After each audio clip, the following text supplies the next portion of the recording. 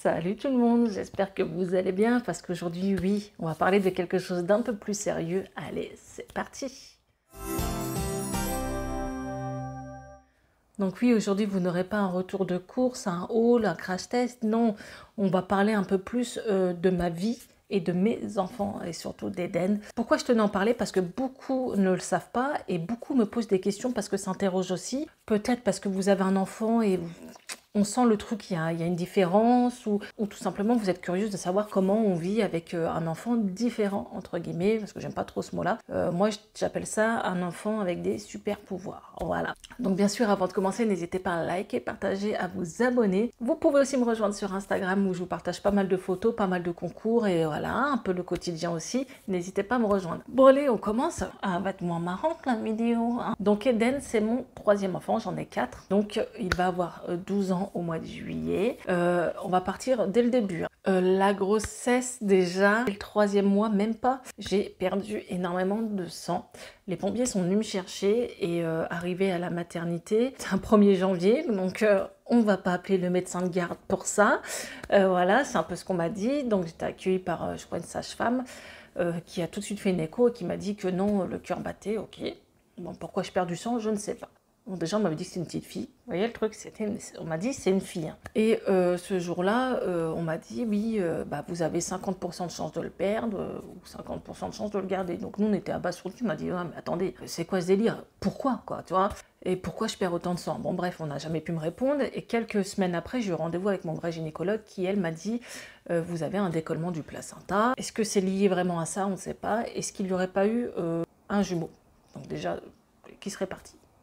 Voilà ce qu'on m'a dit. Bon, je ne sais pas si je l'aurais vu parce que j'étais tellement panique, j'ai perdu beaucoup de sang. Il y en avait dans la chambre, dans le lit, dans la salle de bain. Je vous dis, il y avait 5 pompiers autour de moi, tu vois, le truc. Je ne sais pas. Ce qui me semble bizarre, c'est que quand on m'a fait une écho, déjà on m'a dit c'est une fille. En fin de compte, c'est devenu un garçon. Je ne sais pas. Bon, bref, on ne saura jamais le fin mot de l'histoire. C'est peut-être lié au placenta, c'est peut-être lié à autre chose. Mais déjà, il y avait des petites complications. L'accouchement, nickel. J'ai perdu les os, sauf que quand il est sorti, il avait 3 fois le cordon ombilical autour du cou. Elle m'a dit, la nature est bien faite, vous avez accouché, vous avez les contractions aujourd'hui, parce que sûrement le corps a ressenti qu'il était en train de s'étouffer. C'est je vous dis ce qu'on m'a dit. Hein. Il est sorti, il était bleu-noir. Horrible. D'abord, j'ai pas pu le prendre.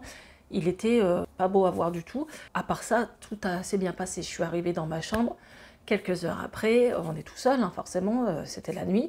Il a commencé à s'étouffer. Et là, je sonnais, personne venait, les gars. J'ai couru avec mon bébé partout dans les couloirs jusqu'à la salle d'accouchement pour trouver une sage-femme ou quelqu'un, quoi. Et là, j'ai dit, s'étouffe, il s'étouffe. Et donc là, elles m'ont dit, bon, on va le garder cette nuit parce que, bon, il fallait aspirer, mais ça arrive, hein, parfois que vos bébés ont des glaires. Et en fait, ça a continué. Et ça a toujours continué jusqu'à l'heure d'aujourd'hui. Il s'étouffe pour un rien, donc il mange très doucement. Si c'est lié au cordon, je sais pas si c'est lié à ses soucis de santé, je ne sais pas. Bon, bref, là, c'est juste dès le début. Mais dès le début, vous voyez, il y avait des petits trucs. Ensuite, bon, il a grandi normalement. Je l'ai allaité très longtemps, 2 ans et demi, 2 ans et demi. Oui, j'arrivais pas à lui introduire l'alimentation. Il avait des hauts de cœur tout le temps. Ça a commencé comme ça. C'est-à-dire que quand j'ai commencé à incorporer les petits pots, il fallait que je mette une comptine qui regarde l'écran avec une comptine et qui ne voit pas ce qu'il mange. Sinon, il n'ouvrait pas la bouche. Après, en grandissant, il vomissait, il sentait. Les hauts de cœur, ça ne passait pas. J'en ai parlé plusieurs fois. Bon, bref, un enfant, ça ne te laisse pas mourir de faim. C'est ce qu'on vous dit la plupart du temps. Ça a duré, voilà, après, il a été scolarisé. Arrivé en maternelle, il avait déjà des TOC. Donc, c'est-à-dire qu'il coloriait en vert, il mettait des gommettes vertes, il mangeait avec des couverts verts, il avait ce truc de faire tout en vert. Après, il savait déjà compter, il savait ses couleurs, il était en petite section, voilà. Par contre, au niveau des mains, il savait même pas faire un puzzle.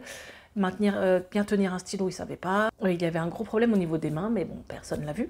Et c'est vrai qu'on voyait qu'il était intelligent, mais qu'il y avait des problèmes au niveau de la motricité des mains. Bon, bref, ça durait comme ça. C'est déjà arrivé qu'il se fasse punir de récréation parce qu'il n'avait pas fini de faire un puzzle. Et encore, à l'heure d'aujourd'hui, tu lui donnes un puzzle, il ne saura pas le faire parce que tout simplement, il a une dyspraxie au niveau des mains, il a une mauvaise coordination.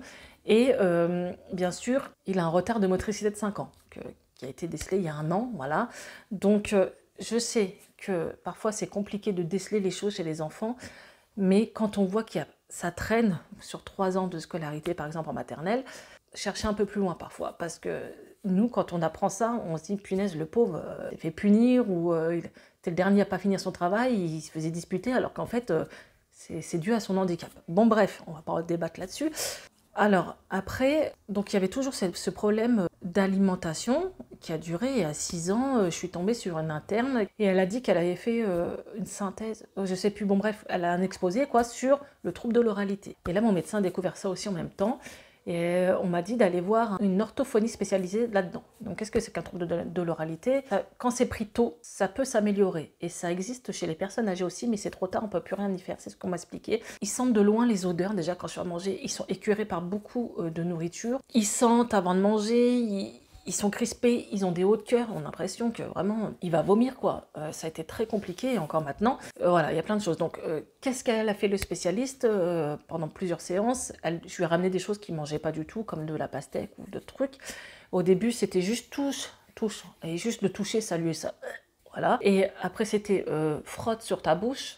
Après, l'étape d'après, c'était tu mets dans ta bouche, tu recraches. Et après, bon, bah, fallait que tu manges au moins 3 cuillères de chaque assiette de ce que je lui proposais. Sachez que ça ne fonctionne pas. J'ai pas réussi à. Ça part en crise, donc je ne peux pas. Mais parce que le trouble de l'oralité est lié à l'autisme et psychologiquement, je pense que voilà, c'est compliqué. Je sais pas si je vais reprendre des séances parce que à la base c'était terminé, mais ça ne s'améliore pas. Donc c'est un enfant qui mange toujours les mêmes choses. Il mange, je sais, je vais faire huer, mais je sais que certaines mamans, leurs enfants ont ça et certains enfants mangent que du saucisson, que du chocolat. Voilà.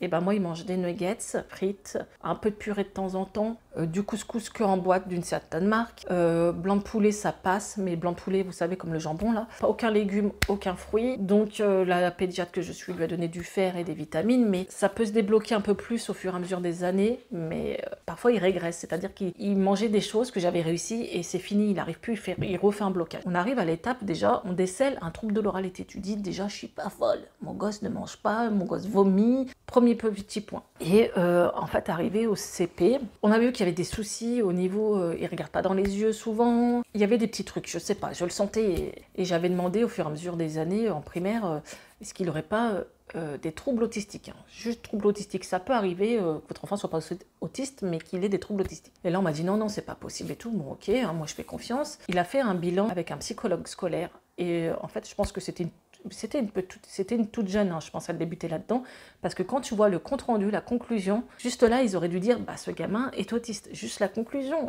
ça fait partie des symptômes, entre guillemets. Je ne comprends pas que ça n'a pas été vu lors de ce bilan. Bon bref, on fait quand même un bilan, hein, voilà, et au fur et à mesure des années, on laisse, hein, parce qu'à l'école ça se passe très très bien, il travaille très très bien, c'est une éponge, il participe, il lève la main, il a du mal à se faire des copains, mais bon, bref, ça fait partie, ils sont pas très...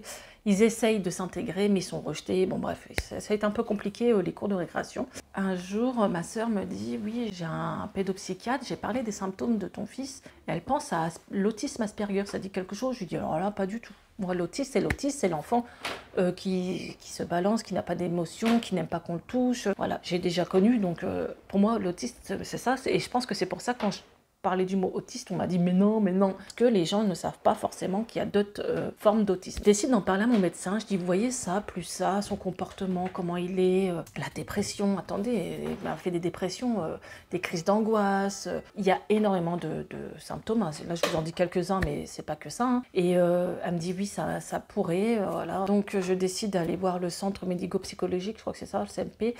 Je suis tombée sur une pédopsie pas très sympathique qui m'a dit t'as Asperger, mais c'est un gros mot, je ne ferai pas le diagnostic. Non. Mais je dis ça fait 6 mois que j'attends son rendez-vous, donc non, elle n'a pas voulu. J'ai dit ok, ce que je vais faire des bilans. J'ai fait des bilans en ergothérapie, en psychomotricité. Donc là, on a vu qu'il y avait un retard de 5 ans de motricité, qu'il y avait un problème d'autonomie, qu'il y avait un problème de... Voilà, pas mal de petites choses à régler. Tous ces bilans étaient à mes frais, bien sûr, parce que voilà, t'es en France, hein, si tu veux que ça avance, quand tu vas dans le public, on te jette en l'air, hein, donc... je dis pas tous, hein, où j'étais. J'ai ramené tous ces bilans, on a fait un dossier MDPH, voilà, et tous les comptes rendus. Le fait qu'il a une reconnaissance MDPH, donc il est reconnu handicapé de 50 à 80%. Et c'est bien marqué dans la conclusion, même si le diagnostic final n'est pas fini, faire les tests pour l'autisme. Parce que eux, je pense qu'avec tout ça, tout le monde en déduit.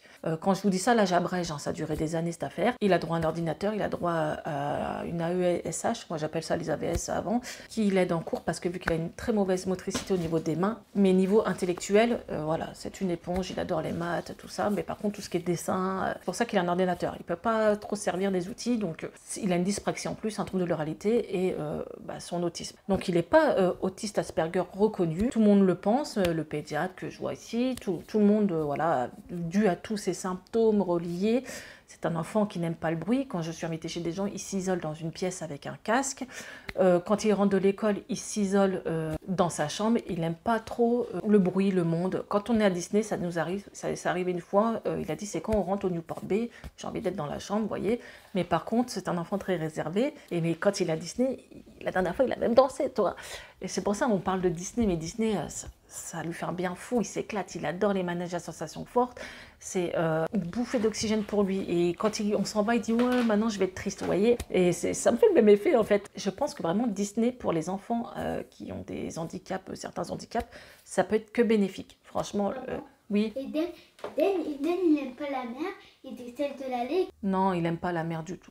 Il n'aime pas marcher à la montagne, il pense au danger partout. C'est super compliqué. Même pendant le confinement, il n'a pas mis un pied dehors. On avait le droit de se balader, jamais. Pendant 2 mois, il est resté confiné à la maison, lui. Le bruit, il déteste, il va crier. Il n'aime pas qu'on lui change ses habitudes. Alors le fait d'avoir déménagé, changé d'école et tout, je vous explique pas les crises d'angoisse le matin, horrible. Il voulait pas aller à l'école, il pleurait, il avait mal au ventre à être plié en deux. Juste pour dire que quand vous sentez que votre enfant est différent, moi je leur ai dit son petit frère, qui est plus petit, a su faire du vélo avant lui, savait faire des choses avant lui. Et déjà, voilà. Et même tout petit, je disais, c'est bizarre qu'il fasse ça, on le sent. Mais parfois, on n'est pas pris au sérieux ou c'est compliqué de se faire entendre. Donc, n'hésitez pas à forcer. Donc, le problème, c'est que là, pour le diagnostic final, la semaine prochaine, j'ai rendez-vous au CMP. Donc, c'est le même truc que j'étais dans le Nord où je me suis fait jeter en l'air. Donc là, c'est gratuit. Ou c'est pris en charge par votre mutuelle, quoi. Voilà. Normalement, on n'avance pas les frais. Ce qui se passe, c'est que cette personne-là, bon, normalement, là, j'ai un dossier en béton, est la seule à être habilitée à mettre le tampon autiste Asperger. Le diagnostic final. Il y a aussi les neuropédiatres. Un neuropédiatre, c'est au moins 1 an d'attente, voire plus. C'est super long, donc je passe pas par ça. Et si ça ne fonctionne pas, ma pédiatre m'a dit que je pouvais aller à Toulouse. Et là, quand tu donnes de l'argent, c'est-à-dire 350 €, tu peux faire le diagnostic en une journée. Vive la France! Donc en fait, c'est ça que je me suis révoltée, c'est que il faut payer pour que ça avance. Tous mes bilans, j'ai dû les payer. Parce que dans le public, c'est des délais d'attente énormes, où il n'y a pas de place, où tu tombes sur un médecin pas très sympathique, voilà, qui te fait comprendre, genre arrêtez de m'emmerder avec vos trucs, croise les doigts. Si ça ne fonctionne pas, et ben écoutez, j'irai à Toulouse et je ferai le diagnostic final à Toulouse. J'ai l'ordonnance, j'ai tout ce qu'il faut. Quand je vous dis que 35 heures, parce que je me suis fait plomber, c'est énorme pour moi parce que j'ai une charge à la maison mentale à gérer de fou. J'ai des rendez-vous, il y a ergothérapeute, il y a le fait qu'il ne veut pas manger à la cantine, on est obligé de s'organiser pour aller chercher, donc ça fait 10 000 allers-retours par jour. Donc sachez que oui, là, le fait d'avoir passé à 30 heures, c'est mieux pour moi. Oui, je dois gérer aussi YouTube, mais ça, c'est pas primordial. Primordial, c'est quand même les enfants. Heureusement, mon petit Noam qui est là, qui fait du boudin, il mange à la cantine. Et toi, tu penses quoi d'Eden, vu que tu es le petit frère? Bien. Je l'aime bien, on joue. Est-ce que tu sens qu'il est différent? Oui. Ouais, parce qu'il est toujours tout seul. Quand on le voit, c'est comme il dit j'ai un handicap invisible. Mais il a une façon de parler, une façon d'être.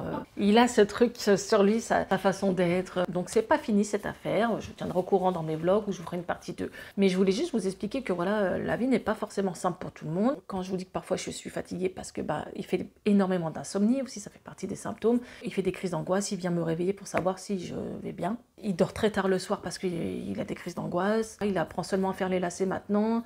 Il a appris à faire du vélo il y a 1 an et merci à sa maîtresse qui l'a boosté. Et il n'a rien lâché parce que moi j'arrivais pas. Et il arrive à évoluer même si c'est en retard. Mais d'abord il a 5 ans de retard sur chaque chose.